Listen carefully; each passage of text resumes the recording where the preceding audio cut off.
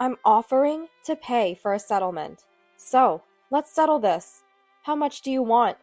The moment she entered the hospital room, these shocking words left me momentarily dumbfounded. What did you say? Nellie, what did you just say? It's exactly what it sounds like. What do you mean? Please answer me. The cruel treatment we had endured, which could have turned into a major issue if not handled carefully. To think she would offer money for a settlement after such an act. How much more must she belittle me? No, us, before she's satisfied. I have no intention of agreeing to such a ridiculous proposal. Nellie, you need to take appropriate responsibility. What did you say? You're as impudent as ever. Don't push us too far. You won't like it if we get really angry. Barely containing my rage, I engaged in a verbal battle with these brazen mom friends and her husband. I've heard everything. My husband cut in with a strong statement. Both the mom friends couple and I were taken aback by the fierce expression on his face that I had never seen before. Nellie, you really haven't changed since the old days. Always thinking you can solve everything with money. What's wrong with that? Everyone wants money, don't they? Exactly. That's how the world works. If we give her money, she won't complain. As the mom friends couple continued their aggressive tirade, my husband pointed his finger at them and declared, Let's see then. If money really can solve everything, shall we put it to the test? Intimidated by his proclamation, the mom friends couple gasped again, but left the hospital room hastily, throwing a parting shot. Just like the mom friends said, at some point, everyone desires money. Money is literally paper that can buy enjoyment and happiness, a kind of magic that exists only in this world. However, as my husband said, there are things that no amount of money can buy or resolve. Mom friends will soon come to realize this fact, combined with their attempt to easily take away the life within me. My name is Allison. I am 32 years old and 9 months pregnant. I have a husband, Basil, who is the same age as me and is eagerly awaiting the birth of our child in my womb. We wish to welcome the birth of our child peacefully, but reality isn't so accommodating, because there are people who are not happy about the birth of our child. The person causing this trouble is one of the mom friends, Nellie, a rotten connection from our high school days. Nellie, a senior of mine and Basil's in high school, came from a wealthy family that owned a major resort company. She was beautiful, academically and athletically talented, making her a Madonna-like figure in high school. However, spoiled by her parents since childhood, she grew up to be extremely selfish and attention-seeking. Her tendency to use money to get whatever she wanted made her infamous in a bad way. Nellie had her sights set on Basil. She made aggressive confessions and repeatedly flaunted money to get him to be her boyfriend. Basil, weary of Nellie and genuinely fond of me from the start, chose me over her. This did not sit well with Nellie, and from that moment, I became her target. You! A plain Jane like you doesn't suit Basil. Give him to me. Now! Right now! But, Nellie, I'm prettier than Allison, Basil. Look, I've got money too. Nellie, could you please stop that? So, during high school, Nellie harassed me with both words and money. I consulted teachers many times, but even they were silenced by Nellie's money-driven influence. Until Nellie graduated, Basil and I did our best to avoid provoking her. After her graduation, we didn't know what happened to her, but she stopped bothering us. We thought we had finally gotten rid of her, never imagining that this past would play a significant role in the current situation. Years later, when I thought we would never see Nellie again, she reappeared in our lives unexpectedly. Well, if it isn't Allison and Basil. I thought I wouldn't see you two poor folks for a while, and here you are, acting like you've got a proper family. Nellie, too, was married with a husband, Dee, and had children. Still living a lavish life, she and her family were draped in flashy, expensive brands, driving around in a high-end car. She behaved just like in high school, flaunting money among other mom friends, and even handed out cash as pocket money, forcing it on them. Most mom friends refused to take her money, but some, blinded by greed, accepted it and became her puppets. Using these bribed mom friends, Nellie began to harass Basil and me. "Allison, your outfit is as plain as ever. Haven't you been able to buy proper clothes since school days? Don't you dare walk proudly in front of me, you plain, poor thing. That side path is more fitting for your walks. This upscale cafe isn't a place for poor people like you and Basil. Here's some pocket money. Go have lunch at a common restaurant or diner instead." In this manner, Nellie continued to criticize Basil's and my appearance and behavior, and harassed us, just like in high school, by flaunting her money. "The likes of her get more excited and pushy if you engage, so let her be until she tires of it." Initially, I wanted to argue against Basil's advice, wondering when she would tire, but I quickly swallowed those thoughts. As Basil said, engaging with such people only fuels their amusement and escalates their harassment. So we decided to deal with Nellie's harassment with minimal response. Then I became pregnant. When Basil learned of the pregnancy, he was genuinely delighted and declared his strong determination to be a father who wouldn't be ashamed. His resolve made me feel the need to live as a mother and as a person in a way that wouldn't be shameful for the child we were about to bring into the world. I just hoped Nellie wouldn't do anything, but reality wasn't so kind. 9 months into my pregnancy, while returning from shopping with my enlarged belly, I unfortunately ran into Nellie. "Oh, Allison? You've gotten quite fat since I last saw you. What have you been eating to get yourself into such an unsightly state, huh?" "This isn't about being fat. There's a baby in my belly. If you have no business, please leave me alone." Nellie seemed displeased with my response and circled around in front of me. "Your attitude has grown as big as your belly, huh? How dare a plain poor person like you get pregnant? It's outrageous and unacceptable." "I don't care what you think. I'm pregnant and want to give birth in Sandy." I tried to leave the situation peacefully, but this seemed to infuriate Nellie even more. "Wait, Allison! You've become too arrogant for your own good." As I hurriedly tried to leave, Nellie chased and grabbed me from behind. In the scuffle, her right arm, swung with momentum, hit my belly hard. I fell to the ground with a thud. I was left in pain, crouching on the spot. "My belly, it hurts! Help! Someone!"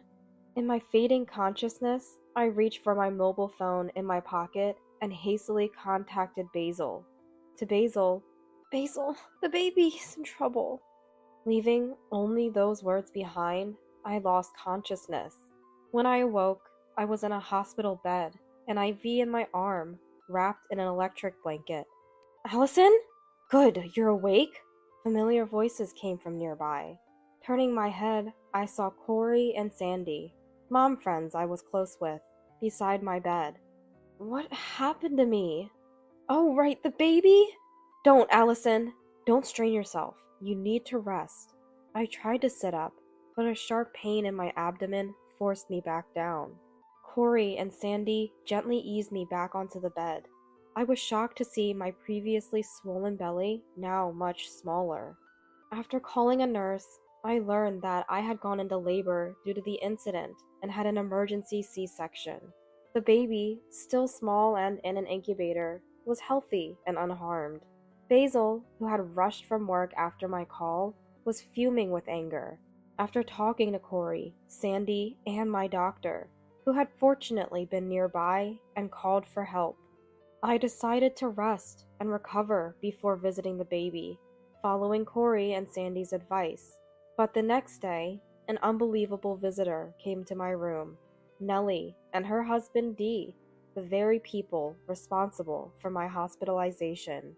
"You, Nellie?" How dare you show up like this? What are you doing here? Corey and Sandy, who had come to visit, glared at them, but they ignored them and approached my bed. Their entrance and attitude, after what they'd done, were incredibly rude. I frowned in disbelief. Then the outrageous couple threw a shocking proposal. Let's cut to the chase. How much do you want?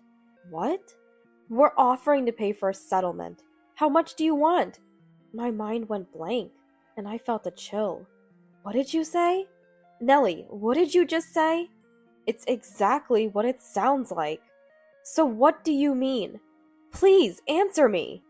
After what they did to me and my unborn child, they think they can settle with money? How much more will they belittle me? Us? I have no intention of agreeing to such a ridiculous proposal. You, Nellie, need to take appropriate responsibility. I firmly refused, and Nellie and Dee responded with every insult they could think of. What? You're as impudent as ever. Don't make us angry. You won't like what happens if you do. There's nothing impudent about it. It's you who need to stop making a joke of us and taking us for fools. That's right, Nellie. Do you even realize what you've done?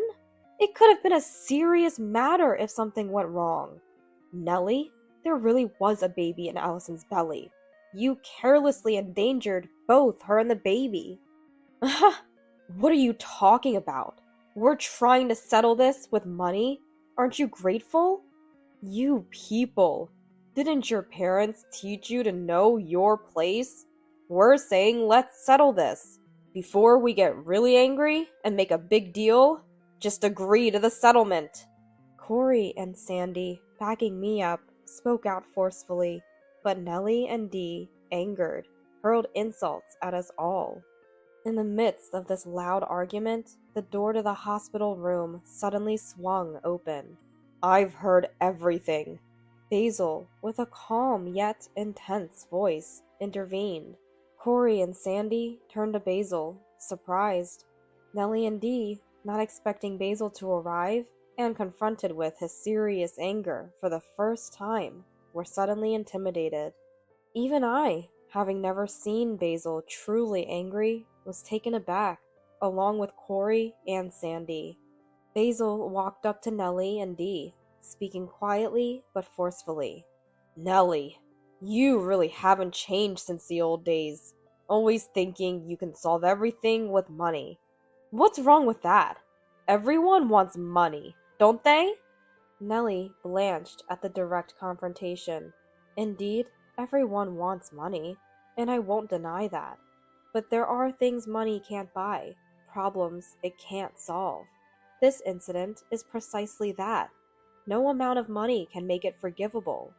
Thankfully, my daughter in the incubator is fine, but one wrong step and she might not have been in this world. Yet Nellie doesn't understand the gravity of what she did, and Dee probably thinks the same way. This makes it even more unforgivable, and I wish they hadn't mentioned a settlement so casually. I agree with Basil. If money could resolve everything, there would be no need for the police. So, once again, we will pursue this legally and demand responsibility. What? More impudent than ever today, huh? Everyone's happy if they have money, right? Exactly.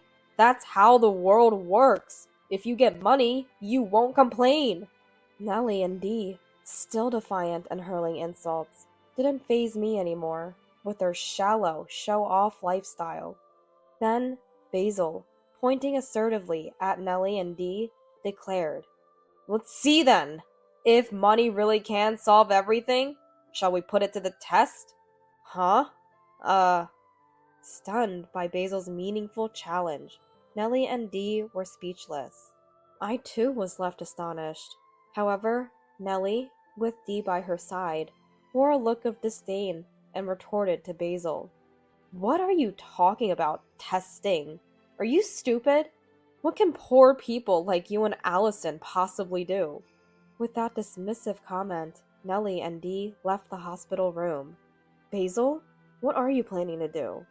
Don't worry about anything, Allison. Leave it all to me.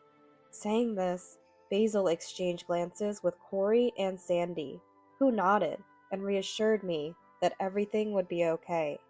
Confused and still recovering from the surgery, I found it too difficult to argue or talk any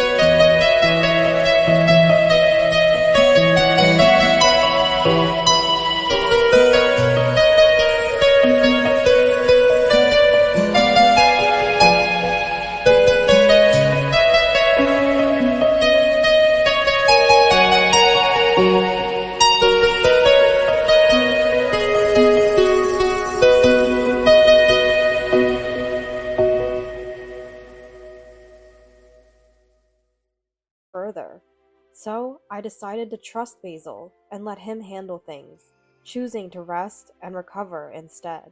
The next evening, Nellie stormed into the hospital again, visibly enraged. Are you there? I know it's your doing. Stop hiding and come out, you cowardly plain woman! Outside my room, Nellie argued with the nurses, yelling incomprehensibly.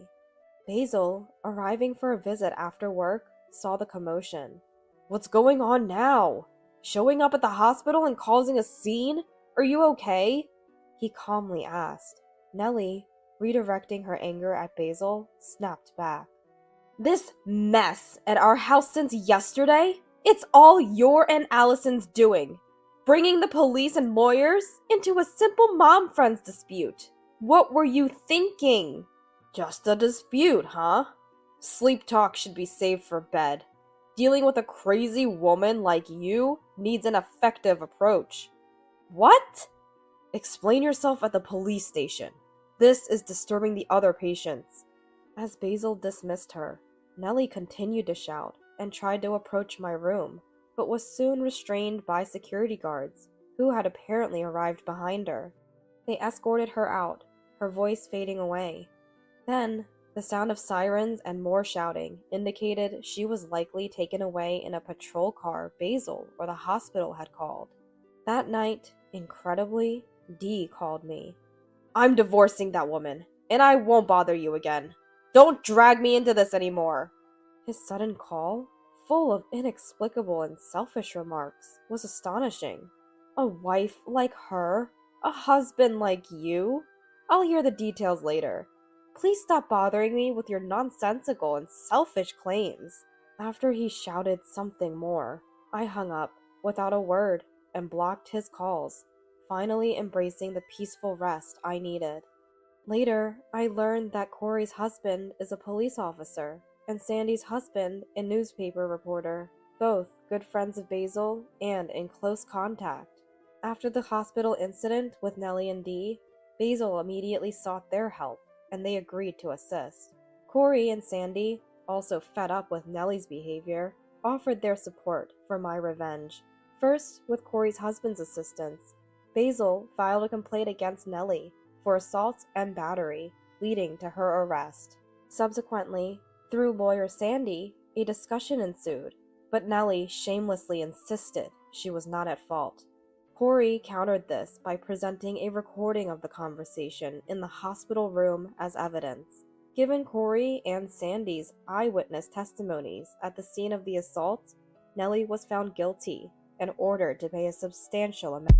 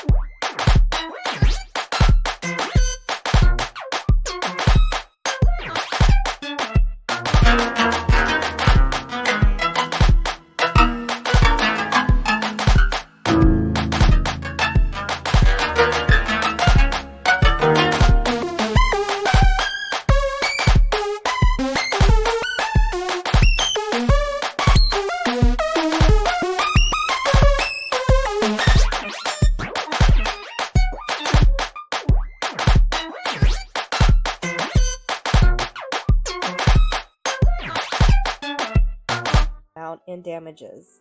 Sandy's husband reported the incident to his newspaper, and its publication not only impacted Nellie, but also her family's business severely. Furthermore, Nellie's parents, out of love for their daughter, had embezzled company funds to cover up her numerous misdeeds, leading to a loss of company credibility and financial distress. Dee, who had been misusing Nellie's financial influence at his company, was not well regarded by his colleagues. Eventually, word spread among his co-workers, and Dee was met with cold stares and whispered conversations. This led to the HR department deciding to transfer him to a regional office. Later, Nellie divorced Dee, and her parents abruptly disowned her, taking custody of their 2 children. Burdened with substantial debts, including the compensation payment, and ostracized due to her actions, Nellie struggled to find reemployment. Corey and Sandy mentioned that she is now living as a homeless person in a park, seen lining up for food at a volunteer soup kitchen. Dee, unable to bear the cold treatment and rumors, resigned from his company and fled. He was last seen boarding a plane to a remote location, and his whereabouts remain unknown. Several months after the incident, I was discharged from the hospital with my newborn daughter. We received a significant compensation payment from Nellie. My daughter has shown no lasting effects and is growing well post-discharge. Basil, along with Corey, Sandy, and other mom friends, are enjoying peaceful lives. Watching over my daughter's growth